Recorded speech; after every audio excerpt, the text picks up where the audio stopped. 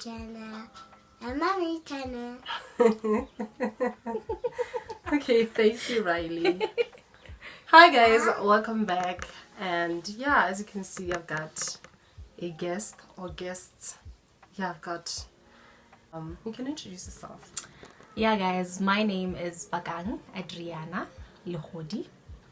I am 21 plus a few numbers years old. I am a finance graduate. I am a business owner and I'm her friend.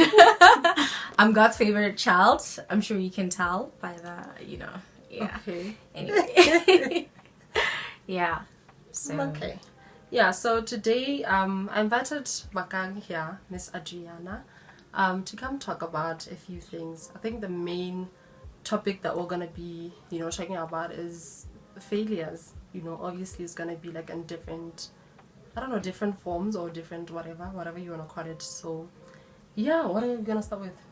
Failures? We're gonna talk about feeling first, because I feel like before you actually experience failure in detail, like before you have things coming to you, it first comes with yourself. Yeah. So yeah, what we're gonna talk about conversations is failure, because I don't know, I wouldn't say I'm an expert, but I have had my full-blown fair share of feeling like a failure, being a failure, and overcoming it at the end of the day. So yeah, that's just basically what we're gonna talk about. So I don't know, should I start? Do I start? Yeah, you can start. Like with the first one. Yeah. First and foremost, my very first experience of feeling like a failure, I'd say, was when I was 16. I was 16, yeah.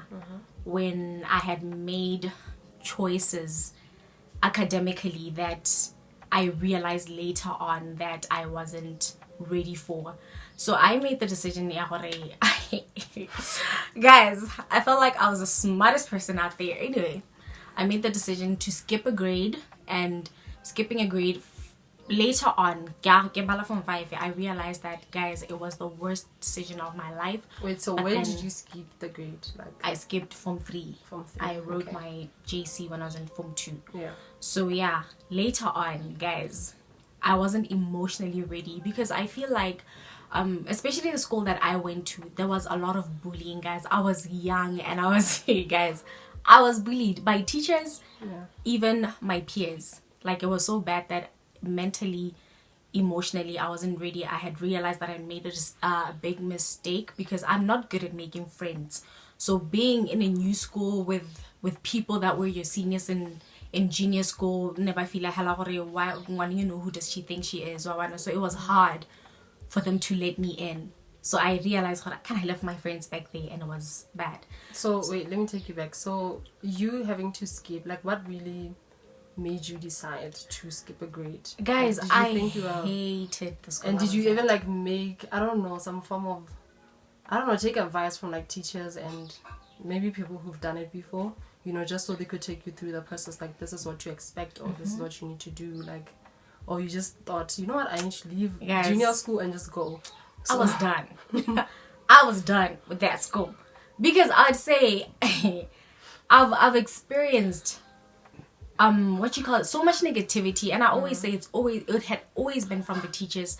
Like, I remember my very, very first week in junior school, my class teacher, she didn't even know me, guys. She said to me, when we can bet, I don't know how much, but you're gonna be pregnant by the time of Form 3. Yeah, I've had that too. Guys, so you can imagine, I'm only 13. From 1, I think around 13. Around 13, 14, and somebody comes to you with that negativity. And before that, I had somebody in primary school, and I remember this very, very well. A teacher in assembly saying to me, "When I'm going to follow you in life and see what you're gonna become, because this person." And I wouldn't say that I was a troublesome child. I was vocal. You understand? If you mistreat me, I was there. What we are taught not to Express, true. Yes, growing up. Why sort of how wa araba bagolo gate ha ona maitseo. But it's so good wa arabisa, exactly. Yeah. So yeah. So kind of like do you think like maybe looking back there was some sense of you maybe that had to prove a point Yeah. to like whoever had any doubts that you know what, I'm gonna do this like with or without you. Completely. You know, I'm gonna skip this grade and I'm actually just gonna do it. Yeah. Okay. Entirely. Yeah. Part of it was one of these teachers that didn't have hope in me. Yeah. I was like, you know what? And I remember I actually went back to the school and I said to the woman that, oh, I skipped from 3 and I passed. Your child, oh, but you from 3. Yeah. Like, you see how angry I was making these decisions. It was like, I'm gonna prove you wrong. And I think I've carried that so much in my life. I've carried that so much even moving forward. I had always reflected to I have something to prove to somebody, yeah. and that is dead. Like, that is not okay. Yeah. So yeah, like I said, I went to senior school, and by the time I realized that this is the worst decision I made, I was having anxiety attacks that actually landed me into the hospital. It was so bad because I had realized what did I do. Yeah. So fast forward, I failed my Form 5 the first time, right? I failed. It was so hard.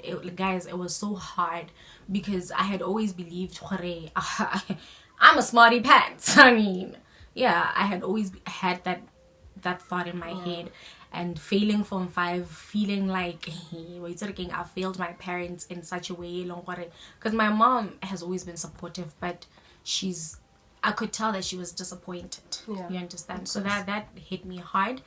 And guys, this is not important, okay?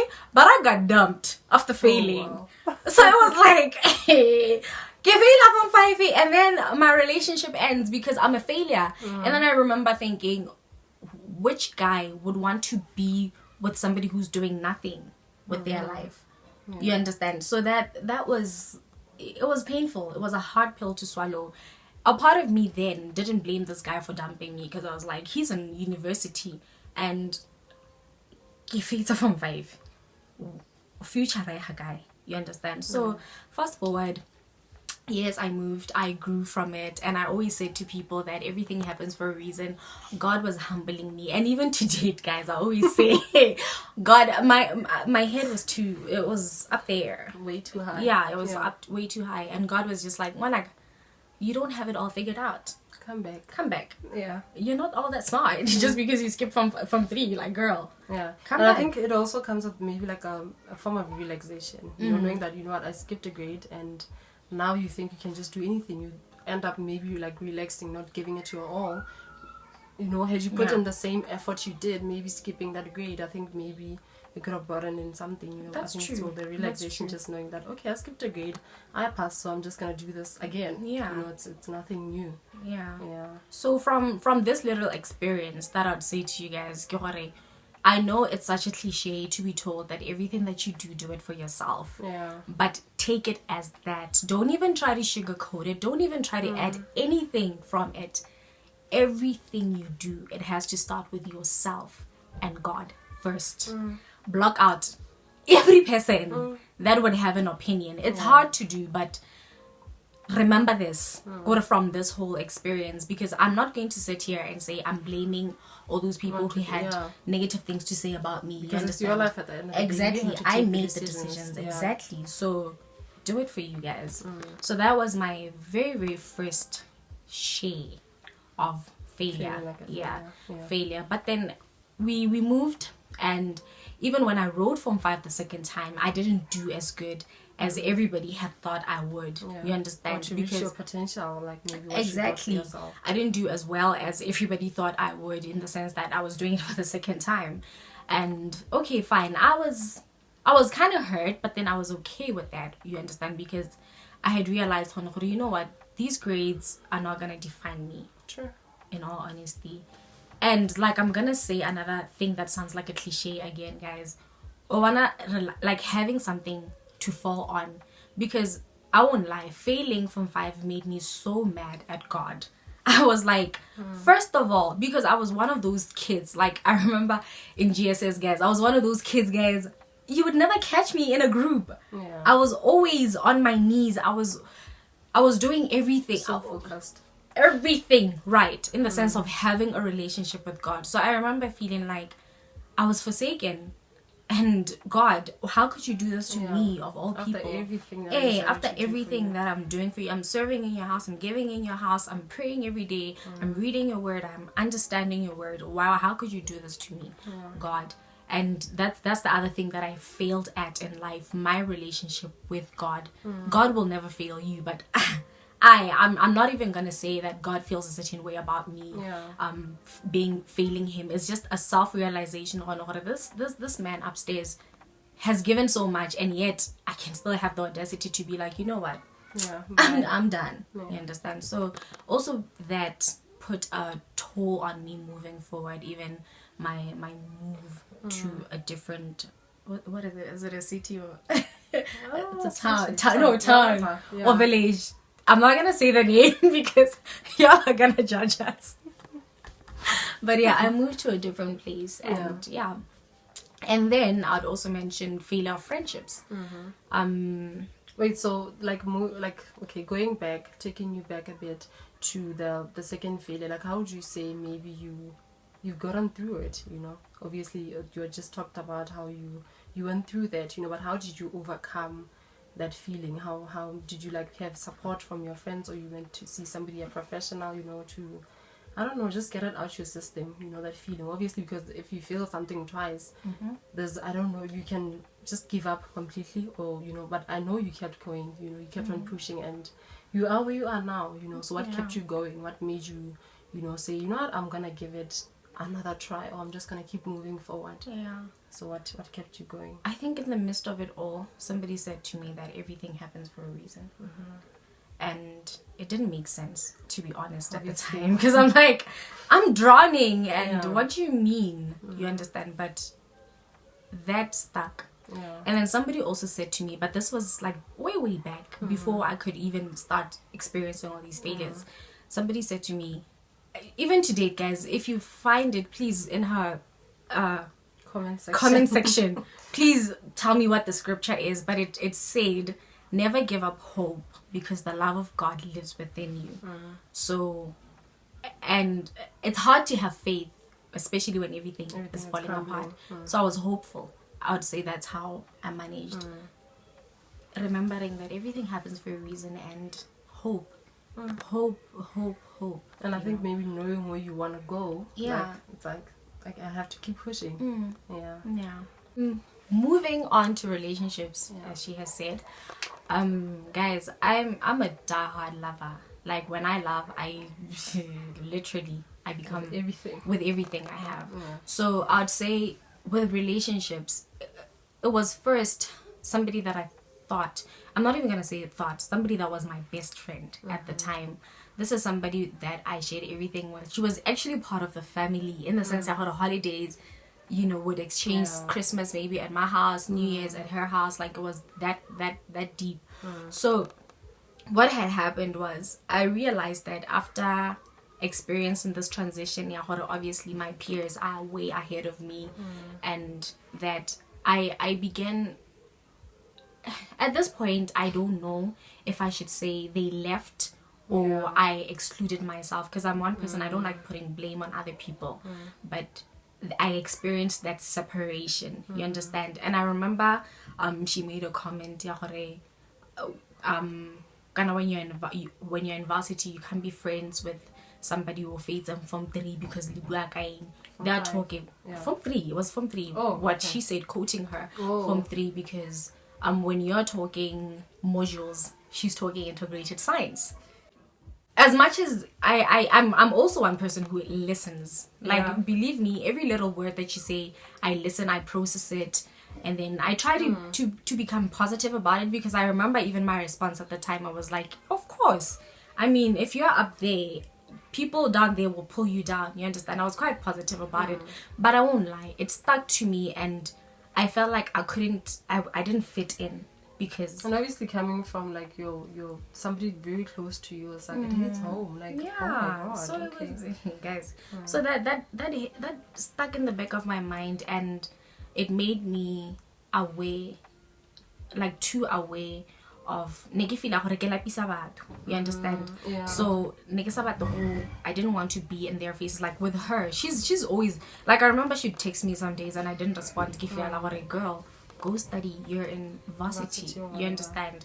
That really, really put me in a dark place, because even during that time when I was realizing friends and everything, I was also in a very, very toxic relationship. A relationship that I always say, guys, I needed it because we lived. Yeah, so I was in a very toxic relationship, and imagine being way varsity, your friends have started, because I get a Babanga obviously had started first year. You guys started earlier, right? Yeah, You guys started earlier, so I wasn't even sure if I was going to varsity that year. So it was, because I think I get on now, we had like a, what do you call it, bridging. Yes. You have to do bridging course before you go in, and that's at BAC if you're going to do like accounting and finance, or just business, the business side of BAC. So I think it opens usually in, I think May or June, but other schools that are first year around August. July, August, somewhere there. So you can imagine, maybe if you're waiting for probably like a government sponsorship, if BAC is gonna reply you earlier, because they have to start around May, you have to be notified maybe April.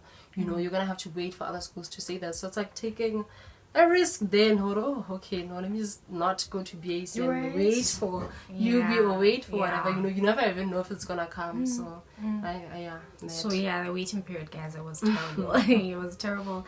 And like I'm saying, I excluded from my friends, even my family. Like I remember, guys, I changed my number. I deactivated my account then, and then we're not gonna talk about the Facebook account now, but yeah. I just basically, where I'm going with this is that I removed myself even from people who were genuine. You understand? Like I totally removed myself, because I'm not deserving of these people. So sometimes they are talking allowance. I don't even know. You understand? So even when they would invite me to them lunches, I'd be like, no guys, it's fine, I have something to do. But nothing. So I think it's actually one of the symptoms that come with being, I don't know, depressed. Like you tend to isolate yourself and feel like, you know what, I can't do that. I can't be around people. Or they don't understand what I'm going through. It's like you are just in your own cloud. Guys, we have a guest. No, we're not We have a guest, guys. Guys, I will admit, as she's saying, I was very, very isolated, and I guess I was going through depression because, like, as I mentioned before, I experienced so much anxiety, guys, that I was even diagnosed. I remember this one night, guys, I took a walk with my cousins, and all of a sudden, I just started having, like, I couldn't breathe. I couldn't do anything. My mom rushed me to the hospital. When we got there, they're doing tests. It was around 9. We get there, they're doing tests, and they find nothing. And then that's when I think somebody came in and asked me, what has been going on in your life? You understand what is going on? Oh my god, guys, I'm choking just thinking of this, because it was a dark time. But what is going on? And that is when I actually realized, because I had lost so much weight. And I didn't realize it. My jeans, guys, you know, the boyfriend jean, well, they're trendy now, but it wasn't cute then. It was bad. I didn't even realize that about myself until, like I'm saying, this doctor, this nurse came in and put out what has been going on. And I remember just bursting. Everything. And I remember leaving the hospital. It was around 2 a.m., guys, and I felt so much better. Like I felt like somebody understood me. You understand? Just talking about it. And I wouldn't say that people were not there for me. I won't lie. These guys tried. My mom tried. You understand? But it was just me. It was a me thing. I felt like I had failed so much from Form 5 to my relationship with God to, it was a lot. So I just felt like I didn't want to be a part of it. So I lost this friend that I was talking about. I lost her. It was quite petty things, But I remember also I was so hurt. Like I was so hurt. What did I do wrong? You understand? What did I do wrong in this friendship? Because I just wanted a sister, you know. I just wanted like a lifelong partner, somebody that we can do life with. Don't get me wrong, I'm not a clingy friend, but I just wanted, like I'm saying, all my relationships I'd like to live their lifelong. Even the people who have left, they were there for a reason, and I'm not mad at them for leaving. But I had hoped for the best from the friendship, but it ended. And even today, yes, I do have flashbacks. Hey, yeah, but it's cool. It's for the best. Yeah. But yeah, like I'm saying, we found ourselves, not to brag, but we found ourselves in the same place. But I remember even when we were trying to rekindle, thinking, no, wait. But this friendship, hella, that time when I needed it, why now? So I let it go. You understand? I didn't put effort. I let it go. I think it also comes with some form of I think I'm growing somebody. You know, obviously, if there's a lot that went on like years later. You can't just come and switch on the lights just like that. Obviously, a lot has happened in between. So yeah. So moving on to relationships, like I did mention, I was in a very bad relationship. Things didn't end well at all, and guys, I felt like I was the worst person. Like, I blamed myself for things that happened in the relationship. In the relationship, there was a lot of cheating. A lot. Like, Troy, everything you can think about. There was a lot of cheating in the relationship. And every time I remember, I'd be like, no, but then I can't sleep over. So it's okay. You understand? I can't give him what he wants. It's okay. And in the relationship, guys, babies were being born within that relationship, but outside, in my presence. So you can imagine what kind of a person I felt like. I had even failed humanity, because I remember sitting back and thinking, hey, can I stay in this relationship? Guys, I literally stayed kitty. And don't judge me, don't come for me, guys, but this baby came with a person that I found this guy with, and I was just like, wait, what? Nah, he's mine. That's because they were attacking me, but yeah, he's mine. But then a baby got involved, and I was still petty. You know what? So I remember even after the whole relationship, I felt like I had failed even humanity. Yeah, like, guys, I failed my morals, because what kind of a person does that? This guy is having a child.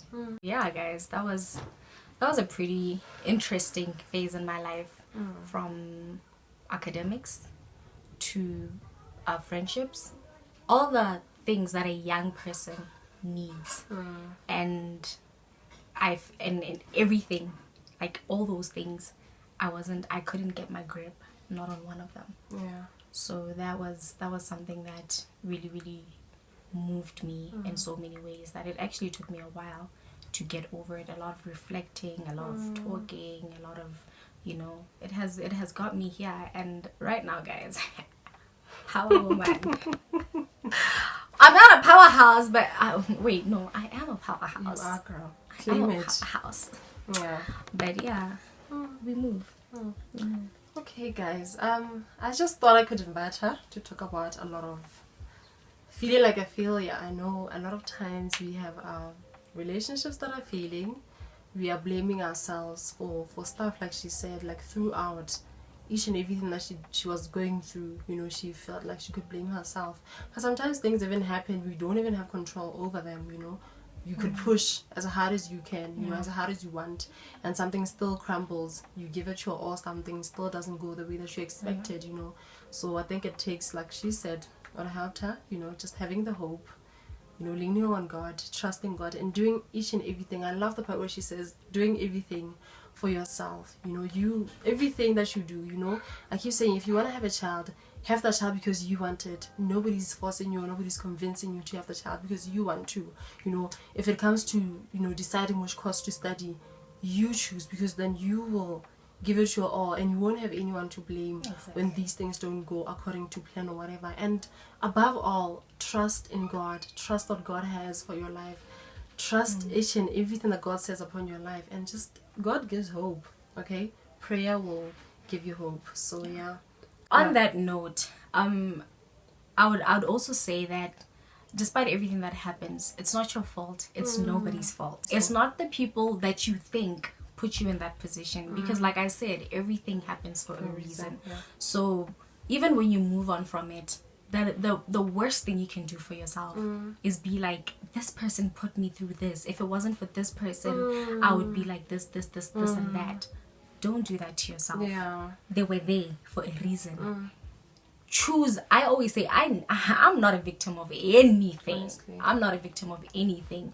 So I always choose hella just to say, this person was taking me out of that fairy tale that I was in and showing me that, look, moving on in life, you will need to be stronger, because you will experience certain things that will need you to be stronger. So like I'm saying, choose to take positive out of everything. Thank you guys so much for tuning in.